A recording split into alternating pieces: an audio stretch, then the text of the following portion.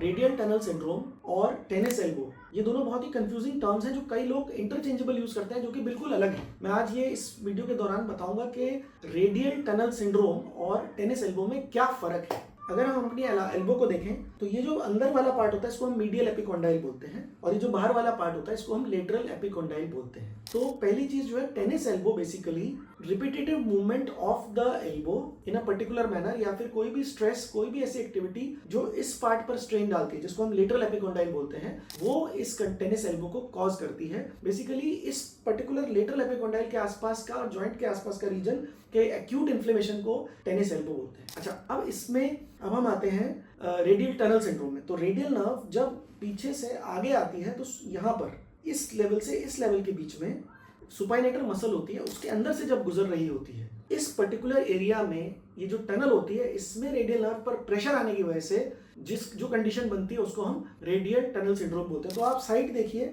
ये साइट है tennis elbow की और ये साइट है रेडियल टनल सिंड्रोम की, तो दोनों की साइट्स आ गए। अब सिम्टम्स कैसे होते हैं? टेनिस एल्बो में क्लासिकली इस एरिया में टेंडरनेस होती है। टेंडरनेस का मतलब होता है इसको जब मैं छूंगा तो बहुत दर्द होगा, साथ ही साथ उसको पेन भी होता है। पेन में कैसे, जब भी कब वो रिस्ट को एक्सटेंड करेगा या एल्बो को बाहर एक्सटेंड करेगा या कुछ भी ऐसा काम करता है पेशेंट, तो उसका ये पेन एग्रावेट हो जाएगा। कोई भी हैवी एक्टिविटी करता है तो टेनिस एल्बो का पेन एग्रावेट हो जाता है। रेडियल टनल सिंड्रोम में पेन तो होता है, लेकिन उसके अलावा कुछ कैरेक्टरिस्टिक फाइंडिंग होती है, उसको बोलते हैं टिंगलिंग और नमनेस, और टेंडरनेस हो सकती है, मे और मे नॉट बी देयर। तो जो टिंगलिंग, नमनेस, ये जो सेंसरी सिम्टम्स हैं, ये टेनिस एल्बो में नहीं होते। उसका जो मेन वो होता है pen and tenderness.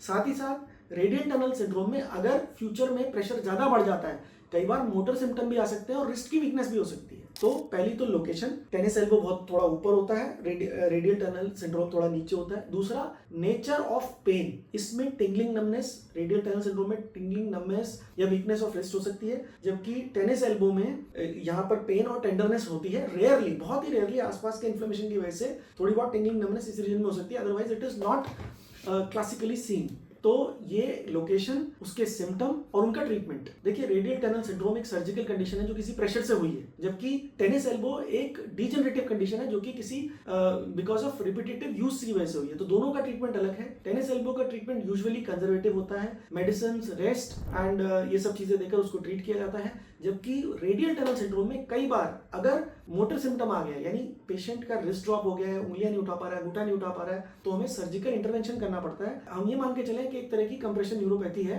Radial nerve की, जो हम पहले भी डिस्कस कर चुके हैं, तो उसका ट्रीटमेंट सर्जिकल होता है। तो ये दोनों चीजों में होपफुली इस वीडियो से मैं ये कह पाया हूं कि टेनिस एल्बो और radial tunnel syndrome entirely different चीजें हैं और इन दोनों का मैनेजमेंट भी अलग है और इनको आपस में कंफ्यूज नहीं करना चाहिए।